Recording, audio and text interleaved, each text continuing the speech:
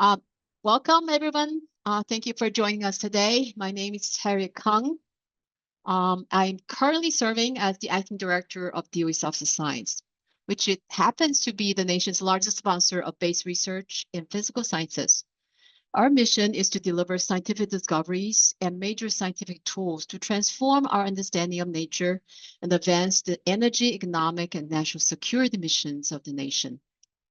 The Office of Science Early Career Research Programs was established in 2010 to support the outstanding scientists early in their careers across the disciplines we support in the Office of Science, from advanced scientific computing to physics, fusion, biology, materials, chemistry, and more. Over the past 14 years, this program has helped drive the frontiers of science and helped launch the careers of 1,052 scientists, 1052 scientists across academia and our national laboratories. We're extremely proud to see our early career research awardees delivering incredible new discoveries and advances in broad areas of science. I just want to give three very quick examples. One, understanding how symbiotic relationships among microorganisms enable methane oxidation in the absence of oxygen around deep sea hydrothermal vents, which is a globally important source of this potent greenhouse gas. The second example, developing new technologies to integrate next generation quantum computing with next generation classical high performance computing. And the third example, providing the most accurate model to date of reactor neutrino fluxes and helping shape the future and current and future of US domestic neutrino research program. Our early career awardees have also made incredible gains in their careers, including becoming endowed full professors, MacArthur Fellows. Many of you have won R&D 100 awards, as well as a breakthrough prize in fundamental physics, and many, many more such examples. This year, we're delighted to recognize 91 new scientists across 50 universities and 12 DOE national laboratories as emerging leaders and newly minted early career research program awardees. I have no doubt that each of you will build upon the legacy of success that this program has built over the past 14 years. Today, I'm excited for you to hear from four incredible individuals who are all past recipients of the Distinguished Early Career Awards on the work they're doing and how this program has impacted their paths. With that, I'm turning it over to Deputy Director Justina Gallegos of the White House Office of Science and Technology Policy to introduce our panelists and also to start the panel discussion. Over to you, Justina. Great. Thank you so much, Director Kang. And it is such a pleasure to be here with everyone.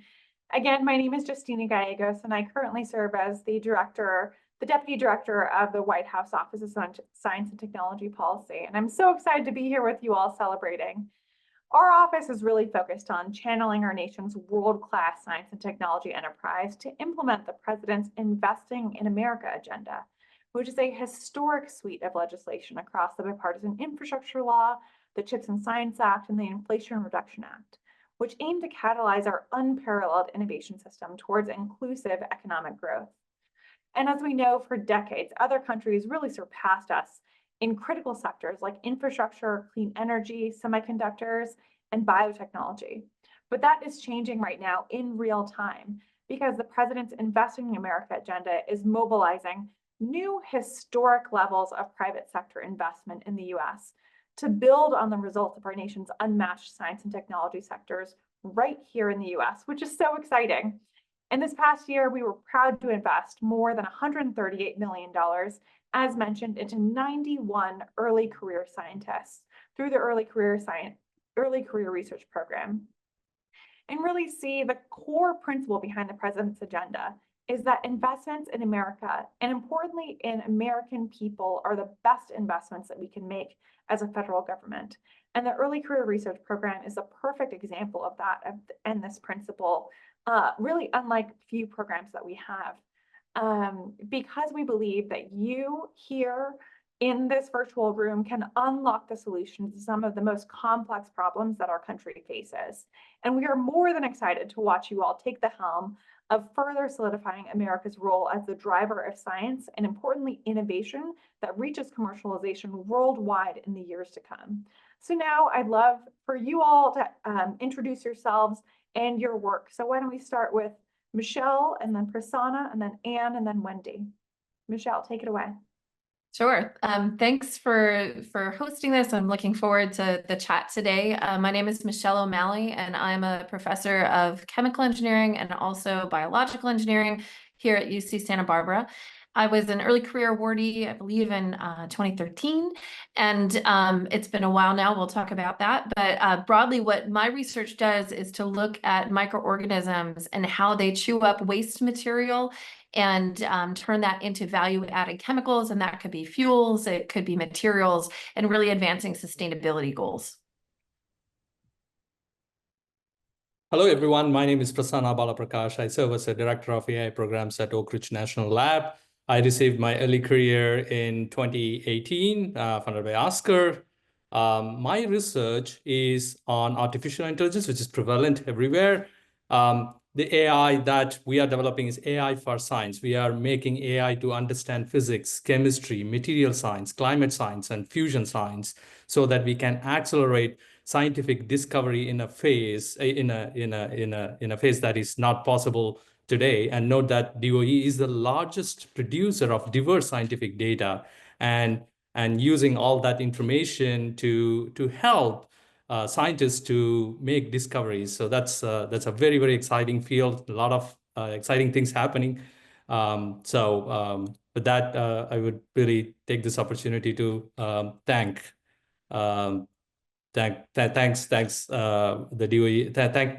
Thank the DOE for providing this opportunity. Thank you.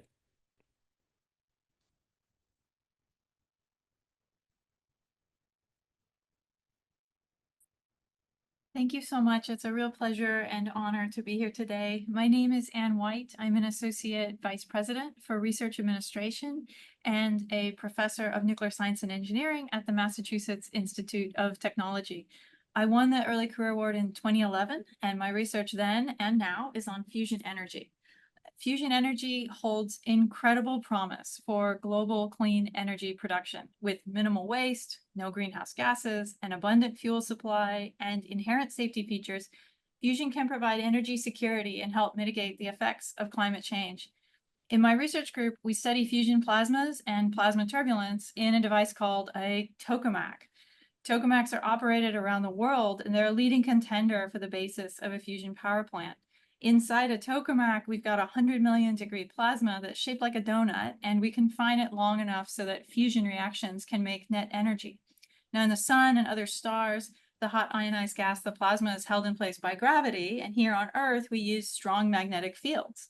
So what about the plasma turbulence? Well, you know from your experiences stirring creamer into your coffee, turbulence is very efficient at mixing hot and cold liquid. So when turbulent mixing happens in a fusion plasma, it can lower the maximum temperature, and that limits how much energy is produced.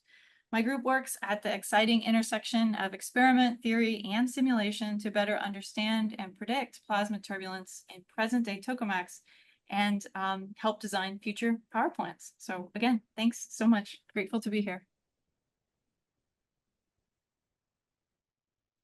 Hi. My name is Wendy Shaw, and I'm the Chief Science and Technology Officer in the Physical and Computational Sciences Directorate at Pacific Northwest National Lab. My research focuses on, and I should say I was a 2010 awardee, so it looks like I'm the old lady of the group, so got in that inaugural year. So, and it was such an incredible opportunity. And I'll also take the opportunity to thank DOE. So my research focuses on trying to understand principles from enzymes and reproduce those in synthetic catalysts, with the idea that enzymes are extremely efficient. They operate at low temperatures. They use non-precious metals. They're very effective and very selective with the reactions that they do. And synthetically, that's really challenging and something that we have a hard time mimicking. So understanding those design principles that we could extract from enzymes and put into synthetic catalysts has been the focus of my research and was really launched with this early career award. We have been trying to, in particular, understand how protons transfer very effectively. And that's important for enabling renewable energies. If we could interconvert energy when we're not using it, say when the sun is shining and the wind is blowing, and store that for when the sun isn't shining and the wind isn't blowing, if that interconversion is very efficient, then we can start to really have widespread use of renewable energies. So the synthetic catalysts and the design principles we were trying to understand were aimed in that direction. And with that, I'll hand it back to Justina. Great. Well, what an incredible group we have here today and such an impressive body of work. So I'd love to dive into further discussion. Maybe let's turn first to Michelle, and would just love to talk about where you are in your career today and really how you got there, and unpack for the audience that trajectory. Sure. I can try and unpack that in a little bite-sized moment. So I'm a full professor now here at UCSB, and part of what the early career program and DOE has enabled me to do is to make connections and strategic collaborations aligned in many ways with national needs and priorities to get there. And so I started here in my faculty career in 2012, and really my first big early win was having this early career award opportunity, and then getting to know DOE and the scientists, especially at the national laboratories, such as Pacific Northwest National Laboratory, and also at Lawrence Berkeley National Laboratory, and Oak Ridge, and many more, that really opened my eyes to collaborations, especially collaborations with national labs. When anybody starts a faculty career, any independent research position, it's really the sky's the limit, and it's up to you to really prioritize and balance a lot of needs, from what students want to work on and be educated on, and what's going to ready them for the workforce, and also what you can get funding to do and what's in your own interest. And so in shaping that, I really wanted to take nature's extreme and unusual microorganisms, such as you would find in compost piles or at the bottom of the ocean, or even in herbivore guts, if you can believe it. And they do really cool chemistry, like breaking down woody biomass or bioremediating chemicals. And I wanted to bring those into the lab and then understand how to develop design rules that could build new biotechnology so that we could scale that up and realize more sustainable biomanufacturing. And with the early career award, that really plugged me into scientists at the Joint Genome Institute that helped me to sequence those organisms and know what they were. And then also scientists at Pacific Northwest National Lab that helped me to develop new techniques to really explore their collection of proteins and enzymes.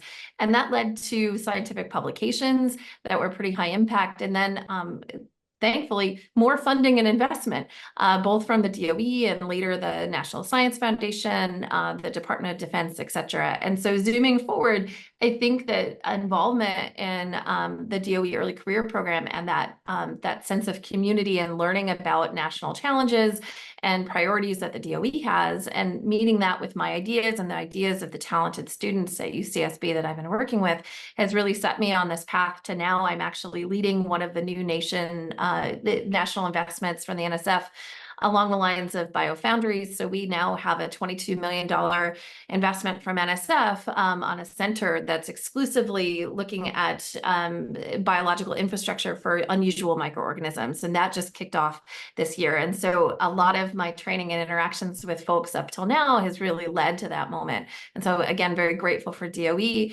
and a lot of the collaborations that that's afforded.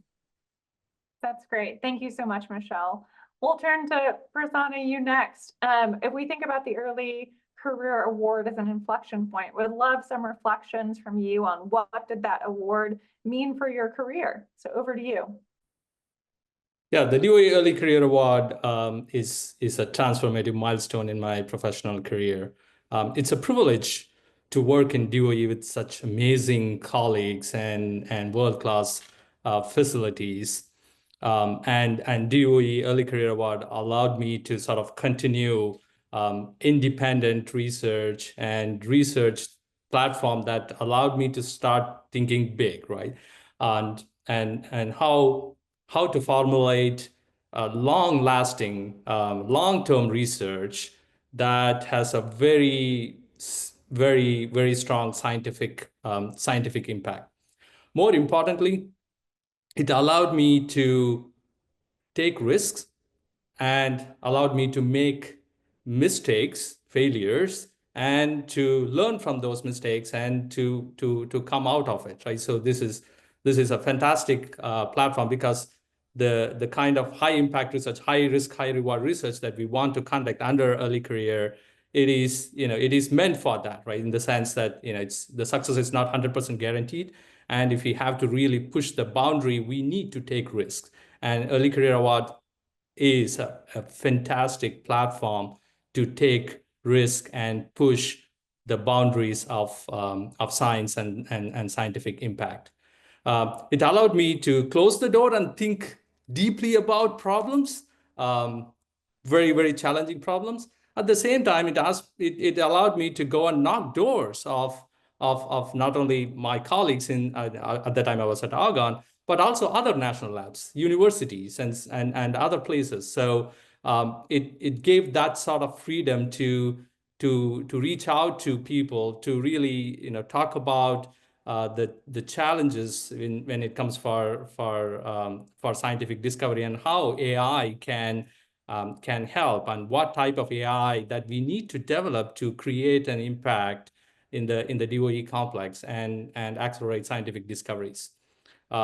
This allowed me to form new collaborations, open doors for new types of collaborations. And Early Career Award is not just about research. This is also about enabling communities, forming new communities, and bringing together people in areas that are very new, very cutting edge, and so on and so forth.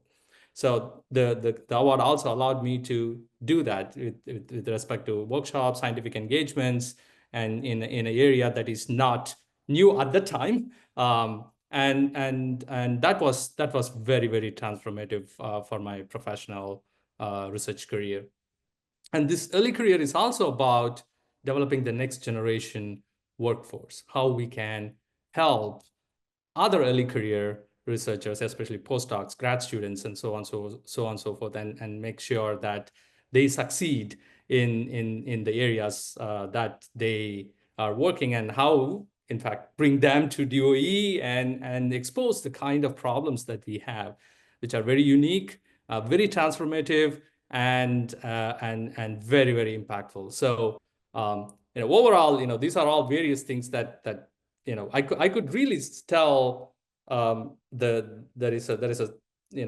is a phase before my early career and after early career. I learned a lot along the way, and I formed collaborations which are otherwise impossible to make, and all these, one way or the other, reflected in my personal life as well. So this is not, everything is not about research and professional career, but those things reflected in my personal life as well. So it's very, very rewarding and very transformational. Thanks so much, Prasanna, for those lovely thoughts. Anne, we'll turn to you next. And when we look at the next generation of both aspiring students, but also researchers out there, what's some of your best advice that you'd share with that next generation of folks who will soon be in your shoes and beyond? Over to you, Anne. That's a really great question. And I want to really build on the ideas that Prasanna introduced, this idea of taking risk and building community. I think those are great things to emphasize for early career scientists, students, and researchers, because really don't be afraid to try something new, something that's new and challenging. Don't be afraid to fail. I failed a lot as an early career scientist. In fact, I failed the first year I ever applied to the DOE Early Career Award. And so I think it was the first major proposal I ever wrote, and I didn't really know how best to tell my story. I couldn't really clearly articulate my plans. I just couldn't put onto paper the words that could explain all these big ideas and novel experiments that I wanted to try. So, I used the feedback from the reviewer process to write a much better proposal the second time around. And, amazingly, I got it. And so I've since written many proposals, and I have been rejected plenty of times, but I've also been successful a good number of times too. So today, I still fail a lot as a full professor and as a senior administrator now, because in our scientific careers, in our academic careers, in these journeys, the struggles are not just obstacles. They're opportunities for growth and learning. And so to touch back to that notion of building community, I would really encourage, all of you as you are starting out, to find spaces and make spaces where you can share your own stories and hear from others, and learn from them, because this can help increase your self-efficacy and your agency during really tough times. Because by listening to each other and talking openly about challenges and strategies others have used to overcome them, I think we all feel inspired to navigate our own path with resilience and compassion. And, the research shows this.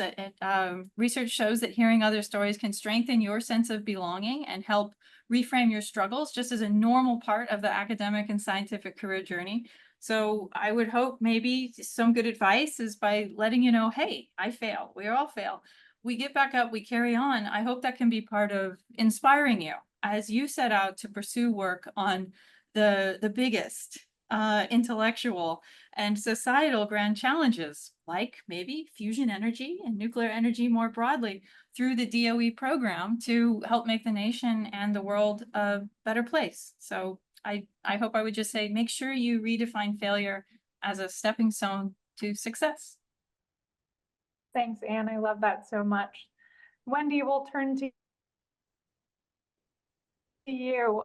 What could the federal government and really the broader scientific community be doing in this moment to much better support early career research? Yeah, thanks, Justina. I see so many opportunities. Of course, money is one of those opportunities of funding more programs like this. And I know that's tough and they're, limited budgets, but this was such a transformational experience for me, for the other people on the call, for any early career researcher I've spoken with. And so, the opportunity to increase the number of people that in those early years, when you're, a lot of evidence that you have your most creative and potentially most high risk ideas that really could pay off, I think would just be amazing. But even different opportunities for early career researchers within current portfolios, things like less requirements for preliminary research, maybe shorter projects that are higher risk or higher reward that can turn into full funding if it looked like it was paying off. So I think there are different ways to encourage early career researchers, even within the context of the funding that we have. I think increased mentoring programs would be really valuable. Right now, this is starting to become pretty common in institutions where a more senior member will mentor an assistant professor or a new staff member. But even cross-institutional, that could be extremely impactful so that you get a broader view of the world and what things look like elsewhere.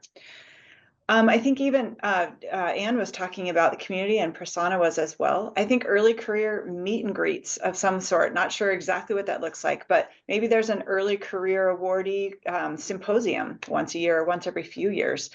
That can provide connections for collaborations. It can also provide connections for people who are facing similar challenges. So I think a lot of really good could come out of that kind of a meeting. I think in the scientific community, senior people sharing challenges that they faced or best practices. Here are some of the steps that you might think about taking to get to where you want to go. We're not born knowing how to be successful in a scientific career. And some of us were slower than other people in realizing some of these things that you need to do. And I think those senior folks being proactive and sharing how they got to their success point, I think would be really useful. I think even starting at the grad student or the postdoc stage to make expectations clear. So if you're going to go into this type of career, here's the kinds of things that are going to be expected of you. Sometimes that's known. I think sometimes there's a pretty big shock. And I think, and I would say another opportunity is to make sure that people understand all the options. So there's academic career, there's an industry career, there's also a national lab career. A lot of people have no idea about that. There's also alternative careers. There's scientific policy, there's writing. There are so many other ways that you can contribute with a solid science background that are so impactful. And for many, they realize after a PhD, you know, that this isn't quite what I thought it was going to be. But those other careers are so beneficial as well. One of the things that one of the other panelists mentioned made me think about proposal writing courses. It was Anne who said, I failed the first time. Lots of us have had that experience, right? But I would think for the funding agencies as well, getting well-written proposals would help you all to save time as well. And so investing in proposal writing courses or whether that's an actual in-person course, an online course, or maybe it's even just a written course, could help raise all boats. So those were some of my early thoughts, and I'm sure the other panelists would have additional things to add to that. That's great. Thank you so much, Wendy. Maybe we'll close out with a lightning round with Michelle, Prasanna, Anne and Wendy. If you could think about maybe one of the most challenging moments in your early career journey, and what would you have said to yourself at that moment? And I'll start the closeout by just saying there is no more exciting time to be in the science, research, and innovation community. Our team spends a lot of time thinking about how we're going to address the climate crisis. And on the president's first day in office, he committed to restore American climate leadership at home and abroad. And every day since, you've seen the largest climate action in global history being led right here in the US. And so there is so much to decarbonize, so much work to do, so much to build if we're going to realize a net zero economy by 2050. And my best piece of advice to everyone as we look at that really short time frame to bring forward all of that technology to scale is to think about the market size. There are 38 different sectors at least that will be involved in that clean energy transition. Secretary Yellen at Treasury has said that's at least a $3 trillion a year global market opportunity. That's a conservative estimate. And so if you feel like you're struggling in your sector, I would flip those learnings into a lesson and keep moving, because there is so much market opportunity here. There are so many problems that we need to solve. You are on the vanguard of solving all of these issues. And so I would just say, if you feel like you're struggling, I would just keep on moving, because there are so many things that we need to all work together on in this huge collective effort. And there's never been a better time to be a scientist, because we need you all to be the leaders of really addressing our largest global challenge. So huge thanks to you all, and keep it moving. If we're having challenges, which there are going to be immense challenges in our future, just keep it moving and remember those market sizes. Michelle, over to you. Prasanna and Wendy, quick lightning round, what you say to yourself in those hard moments. I think grit, grit, grit, right? Soldier through. You've heard this through all of the panelists, I think is important. The one other thing I would add is that a lot of these big, bold ideas that we need, they're often cross-disciplinary. So feel free to step out of your lane. And so this concept of community and bringing people together, especially of different communities, is so impactful. I cannot underscore that enough. Yeah, big science is multidisciplinary, and we are pursuing that not because it's easy, it's because it's difficult. We want to do that, and people, you know, across the complex are very, very passionate about doing that. But I think doing this in a collective way, as you all mentioned, is the key, will be transformational, and the kind of impact that we will have because of that is very, very profound. I would just say to myself in those moments, remember, we're here to save the world. We're here to make humans' lives better, and we can absolutely do it together. And don't forget to call up the DOE sometimes when you're struggling and talk to them. Your program manager can sometimes be a great mentor. And I would add to all of those wonderful thoughts, be bold. Just be bold. Nice. Well, thank you all so much for those incredible thoughts of inspiration. You are each so accomplished, and it's such a pleasure to have spent this short window together learning from your experiences, but also hope everyone explores this incredible program because we need each and every scientist to really be leveraging all of your expertise to bear to address both our national challenges, but also our global challenges, which are increasing in scale. And we know the only way to get through many of those is through research, demonstration, and deployment. And so there's never been a more exciting to be a part of our innovation ecosystem. And so an immense thanks to you all for your incredible work. Thank you to everyone online for joining us. Please be a part of the conversation with DOE if you have any questions. And just a big thank you to you all and congratulations. Take On care. behalf of the science, thank you, Justina, and thank you, our 4 panelists. You're incredible role models for all of us. Really look forward to your amazing things that come out of your career. And don't forget to attribute your progress to DOE support if you have. Thank you. Thanks, Thank Harry. you for All your right. leadership. Thanks, everybody. Take care. Bye-bye.